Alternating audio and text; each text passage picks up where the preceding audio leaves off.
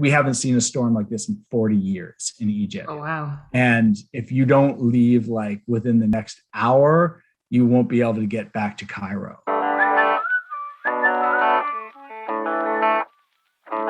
Welcome to Interviews with Travel Families, where every Friday we ask travel families how they do it. We ask what style of travel they do, what they do for a living, how they save money while they travel, and what they feel is the most important advice they can give.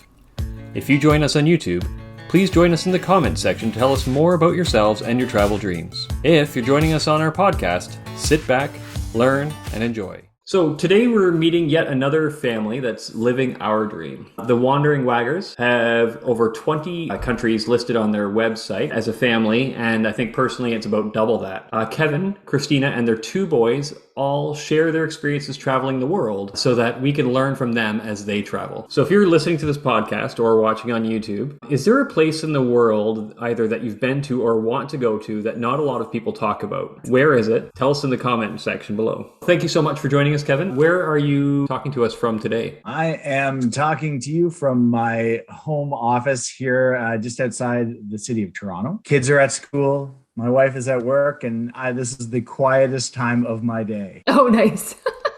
Perfect. So for the folks who might be listening in Nova Scotia, Kevin is one of the people that are still left in Ontario.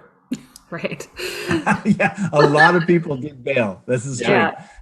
We would like to just start off with you telling us a little bit about you, your family, maybe your favorite kind of travel story, a little bit about your traveling and how it kind of got started. Why don't we start with how it all got started, because it's an easy way to segue into everything else. So when I first met my wife, I wasn't a traveler. I wasn't someone who was particularly interested in travel thing, but she was. And she let me know very early on that if I wasn't going to join her on some of these adventures, then, my place in the relationship would be left on the curb. So she took me out on a few trips and really pushed me out of my comfort zone, introduced me to things that I'd never experienced before. And it didn't take long for me to become hooked, because once you get out and you see a few things, you realize kind of what a bubble you'd really been living in.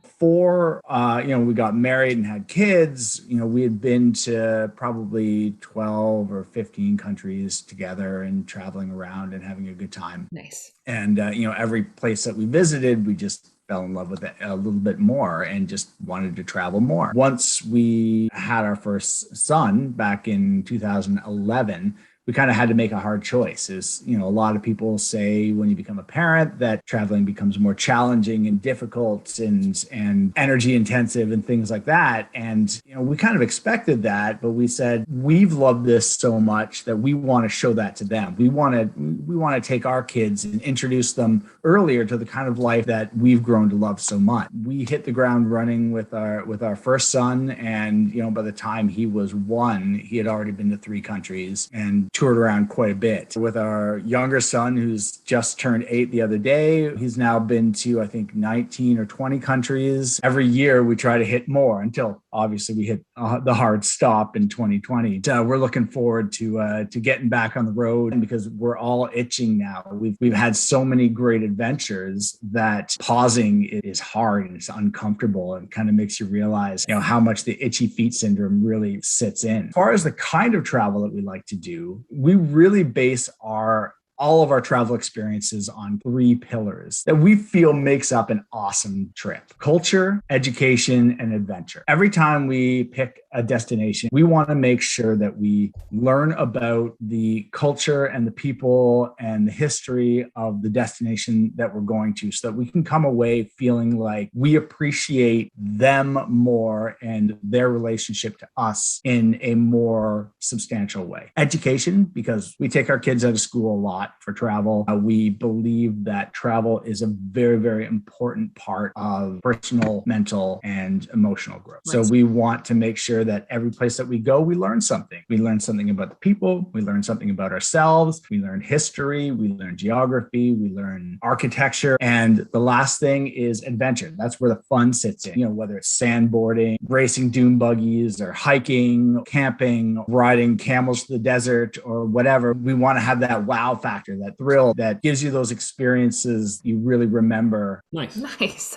That's awesome. We need pillars. That's true. Actually, like Pillars are great. Put them down. We're just going to steal yours. They're open for the taking. Nice. That's awesome. What you just said was all incredibly amazing. And I think when families watch or listen, because we have this in a podcast form as well as on YouTube, whether you're watching or you're listening, my guess is that most families come back to that idea of like, but how are you doing this? How are you paying to bring your kids all over the world and do all these adventures? I'd like to jump in and just straight up ask, how do you make it work? I think what it really came down to for us, because, as anyone knows, travel's not an inexpensive thing to do, but it doesn't have to break the bank. The idea of the Instagram culture where everyone sees people doing all these incredible things, but what we don't see is the tough stuff. You don't see the times that the four of us were sleeping in 2 single beds in the Philippines on a floor covered in water because the plumbing in the bathroom was broken. Oh no. Okay. Things happen, and it's a matter of making it a priority. And I think when you see people who travel, you realize that they make sacrifices outside of travel in order to make that a reality. Having a memorable experience with my family is more important than having a nice TV, 100 cable channels, a great car. Those are all secondary to the experience of life. If you approach travel in a way that says, I want to have experiences and I want to build memories, then it doesn't matter if you're doing it 100 feet from your front door or 1,000 miles. You can be hiking a nearby conservation area and finding a waterfall that you'd never heard of before. It always has to start somewhere, but it comes down to getting that spark ignited in your heart so that you want to go without those other things in order to have those great experiences. My route took a unique turn. I started my life in marketing and advertising. I started writing about my travels because I wanted a place to share all the photos that I took traveling with my wife and kids. And I was able to leave my work and start running my own business, talking about travel. I got super lucky. Not to say it wasn't a tremendous amount of work. The truth is none of that would have started if I hadn't made those sacrifices at first and just said, this is what I want to do and this is what I love. And this is Christina and I looking at each other and saying, this is what we love. This is what we want to do. And having that partnership and that understanding, once you do that and once you take that step, you find ways to make it work. So we did mention that the COVID big stop, but sort of pre-COVID and sort of your plans for post-COVID, how often in a year do you travel or plan to travel? My family is probably traveling either locally or internationally over 100 days a year. It could be anything from weekend trips or going on a big 2, 3, 4 week trip to Europe or Egypt or whatever. Obviously, that's a lot smaller now. We've just kind of started traveling within Ontario and within Quebec over the last kind of month and a half. For us, the big thing with that is just making sure that our kids are safe. My wife and I are both vaccinated. We feel confident about our ability to travel now, but our kids aren't. Trying to make sure that everyone around us and everyone that we have the potential to visit is as protected as possible. Nice. Yeah. Yeah. With us, before all the COVID stuff happened, we had plans in 2020 to start to do world traveling. One of the things so we waited it out. I mean, of course, the first year, nobody knew anything. There was no vaccines. You just had no idea what was happening. But once vaccines started to roll out, that's when we decided to make our move to Nova Scotia. And it was a way for us to be able to enjoy the Atlantic bubble and explore a part of Canada that we've just never seen before. Still wanted to be able to travel. I mean, it is local travel in the sense that we are here permanently. And so we're seeing the area, but it's still new to us because we've never lived here before, right? Still get that tourist experience. Now, I mean, with the talk of hopefully having a vaccine for younger kids coming out, we're starting to think is there a way for us to be able to do international travel in some way? I can tell you that once our kids are vaccinated, there will be a flight booked in very short order. We had to cancel 3 international trips and we had to leave one destination early. I actually have a kind of a funny story about getting out of Egypt. With any luck, 2022 is going to be the year that we all get back on our feet. I want to hear this Egypt story. Yeah. Well, some of the best stories that we come back with are the ones that in the moment feel really hard and sometimes even been awful. But when we come back, 100%. those are like the stories we often want to tell people. So we've had some amazing times and a lot of disasters. In March 2020, we went on a trip to Egypt. Our kids are super into mythology, Egyptian mythology, Norse mythology, Greek mythology. We knew the whole COVID thing was kind of happening, but, I'd mentioned the confusion earlier and no one exactly knew how bad it was and how quickly it was going to spread and things like that. And we went there. Everything was great for the first 3/4 of the trip. All of a sudden, the trip just took a header right off a cliff. And it started in the town of Siwa, which is this oasis town in the Western Desert. And it is probably one of the coolest places I've ever visited. If you ever get a chance to go to Egypt, please go to Siwa. It's so hard to get to. You have to drive 8 hours on this highway with potholes that will swallow a small bus. Once you get there, it is incredibly beautiful with wonderful people, awesome history. We spent a couple of days exploring this town. We didn't get into the town until about 1 o'clock in the morning. The next day we go out, we're touring. One more day, we go out in the desert, we're sandboarding, we're swimming in the thermal pools and things like that. It's absolutely gorgeous. And then all of a sudden, the tour company that we were working with there gives us a call. It's a company called Travel Line Egypt. They were absolutely amazing. They're like, hey, we've got a problem and you've got to leave like now. And we're like, okay, what's up? And they said, there's a storm coming in. We haven't seen a storm like this in 40 years in Egypt. Oh, wow. And if you don't leave like within the next hour,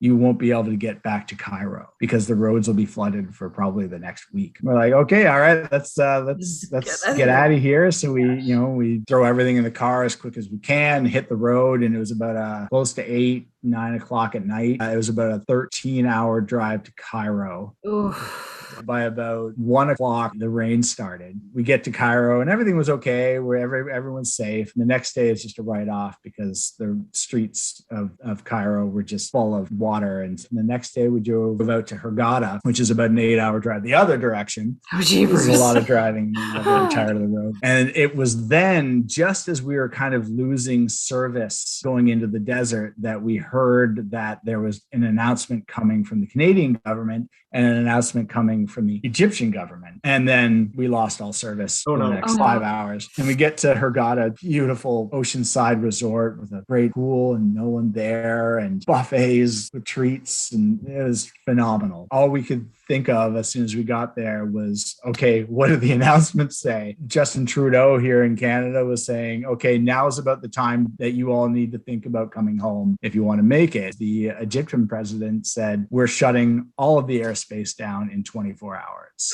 So gosh, then you will be staying here. We started looking for flights. We found that there was 4 seats left on the very last flight out of Cairo before the airport shut down. We managed to get the last flight out from Cairo to London, and then the next day managed to get a flight from London back to Toronto or Montreal. I can't remember which, but we got very lucky. We were so close to not making it out that Christina and I were starting to look for long-term Airbnbs just in case we had to live there for a while. We made it. Everything worked out, but it was by the skin of our teeth. Yeah, you almost had a travel channel of living in Egypt for 8 months, eh?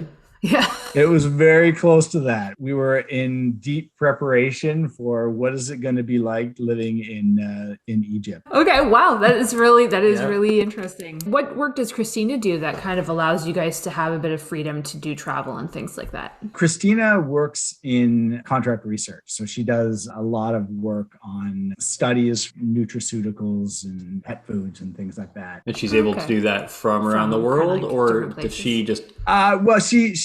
She has an office, but luckily she's in a position that offers her some flexibility to explore. So we're trying to interview with people who have different means of traveling, right? So some people might be full-time travelers and have like full income from whatever they're doing that way. Or even some people, sold everything and started.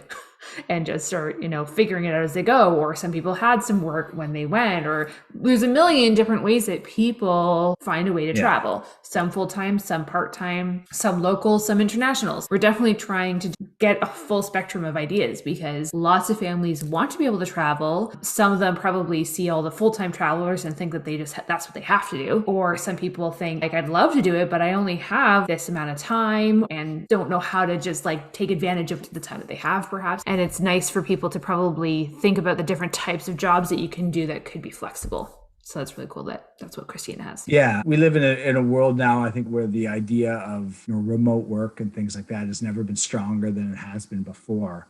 For me, it kind of came down to running the websites was this idea of, maybe we can fund some of our travel. Now, luckily, it's a position where it's a full-time job for me. It's the kind of job where I can work from anywhere. I could, as long as I've got an internet connection. We're both in different situations in terms of our accessibility to travel, but we work together to try to find ways to make it work as best as possible. I think one of the things that people often wonder is how long did it take you to get to a place with your blog? You had it as like basically a full-time income for yourself. When I started, it was fairly casual. I started the blog in 2015. And in 2018 is when I left work behind and said, all right, I think I can make a go of this. I think I can actually do this a job. 2019 was really good for us. 2020 sucked. And 2021 has been the best year I've ever had. Oh, really? That's interesting. So yeah, I am 100% in the position now where I can support myself very comfortably, which is a nice place to be. Would you say that 2020, because it's kind of surprising because I feel like travel's just starting, I guess, right? Because I know 2020 was hard, and I've seen that from so many travel bloggers, just people or travel influencers or travel anything, right? Everything just went for 2020, which makes sense because nobody could do it. So do you find that like a lot of your traffic is for international stuff or for your Ontario? It's a good mix of both. Most of the content on my website is Ontario and Canada focused. That's where I live. I do a lot of travel within the country. I love my country.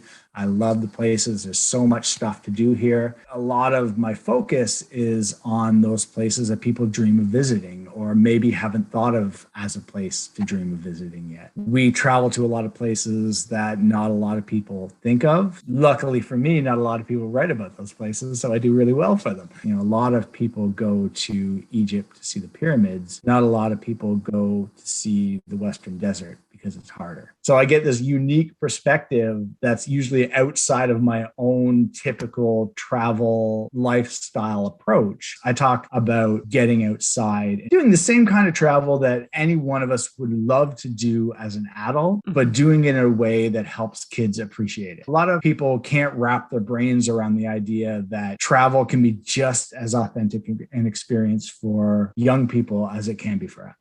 Absolutely. That's true. Absolutely. Before we get into our final question for you, can you tell us a little bit about where people can find you and learn more about your family? My main kind of website brand is Wandering Wagars Adventure Family Travel.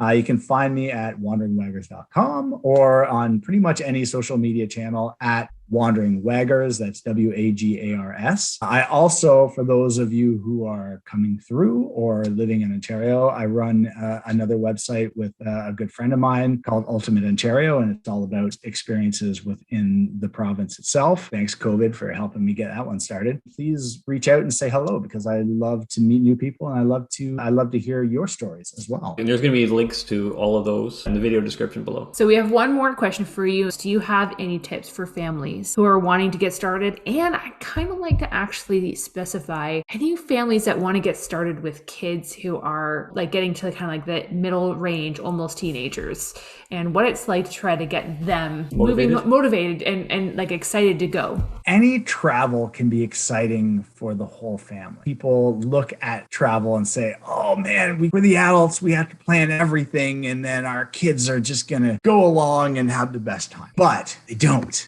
unless you let them get a part of the planning. Let them figure out what it is that they like and plan a trip around it. So one of the things that I love to do is ask my kids every year, what's something that you want to experience this year? It could be see an animal, it could be see the pyramids, and then make a trip around that. My oldest son, who's absolutely completely obsessed with penguins, said that this year I want to see a penguin. I said, okay, let's go and find a place where we can see some penguins. We can't fund a trip to Antarctica for 4 people. It's too expensive. Where else can we see It's a lot. lots of penguins? And we found out after doing some research, and Christina came to me and she said, hey, did you know one of the largest colonies of penguins is in Argentina? There's this place in Argentina called Punta Tombo, and it has like 1 million penguins that live there. Wow. So we said, all right, let's go to Argentina. We can do Argentina. We made a 3-week trip where we went to Iguazu Falls and Buenos Aires and made some side trips into Paraguay and Uruguay and things like that. Spent a day walking around this massive colony of penguins where they're just walking around all over you. There's like boardwalks so you don't walk on the nests and things like that. And they're just strolling between your legs and underneath the bridge and things like that. And he was over the moon, happiest kid ever. So every year, each one gets to pick a trip, pick something that they want to see, and then we schedule something around that in order to make sure that they're excited about the journey and the experience, and they can go there and make memories based on what they're excited about. Because Christina and I, we're going to love every place that we go because that's just how we see travel. It's actually really a very good tip, and they feel invested in it. So that's really nice. It becomes exciting and empowers them to kind of fall in love with the concept of travel as well. It has been really awesome to hear all of your stories, and hopefully this is inspiring more families to figure out how to just add travel to their life in whatever capacity that they want to be able to travel, because it's really nice to kind of hear how families do it in different ways. So I'm inspired. That's really cool. Let's go now. Go. Can't yet, but it's so hard.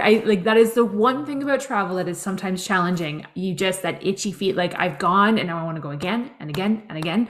And having to wait is not my strong suit. I get homesick when I see planes. I feel the same thing. Every time, we live very close to the airport, and every time one flies over, I'm just like, I wonder where that's going. I wish. We're in his room. So thank you so much for joining us, Kevin. It's been really great. Don't forget to comment in the section below that if you have somewhere that you think people should check out and it's just nobody really talks about it, but you think people should check it out, put that in the comments below. Thank you for joining us with Interviews with Travel Families.